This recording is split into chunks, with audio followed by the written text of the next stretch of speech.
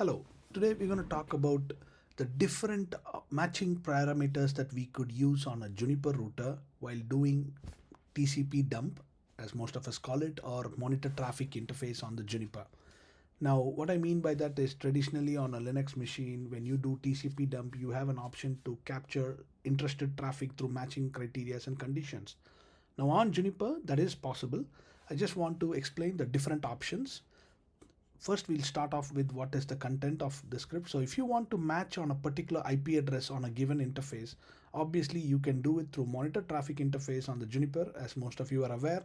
You call the interface and then you define matching, you open the quotes, you define the host, and then you give the IP address specifically that you're interested in capturing. Likewise, if you want to do it for a network, you just do matching, open quotes, net, you define the network that you're interested to capture the packet entering that interface. And if you want to do it for a port, it is just matching port.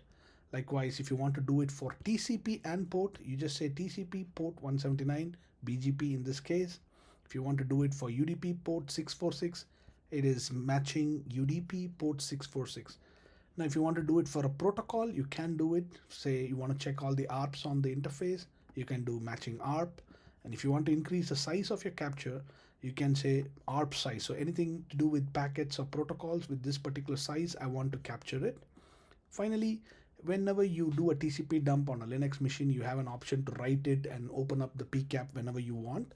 Juniper does offer it, but there is a slight catch here. So monitor traffic interface, you could say I want to match ARP, so matching ARP, and you write file.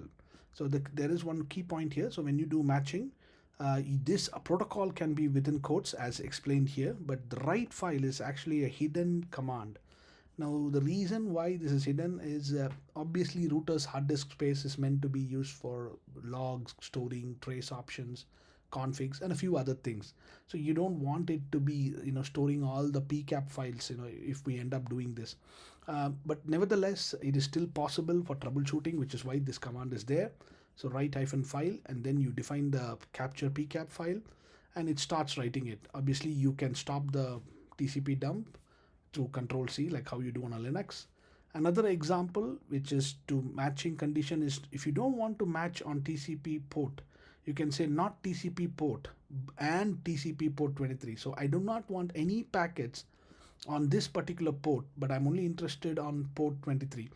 So you may be able to do it for different scenarios. So if you imagine you have subscribers with radius authentication and accounting, you can say not UDP port 1813, which is for accounting, and then you can say and UDP port 1812, which is for authentication. So just different use cases, but this is also a possible option.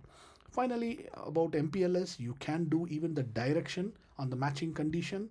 You can say I want to capture all packets that are outbound and with an MPLS label. So these are different options. I would say some of the different options that are quite useful for day-to-day operations when you're especially troubleshooting. Hope this was useful. Bye for now.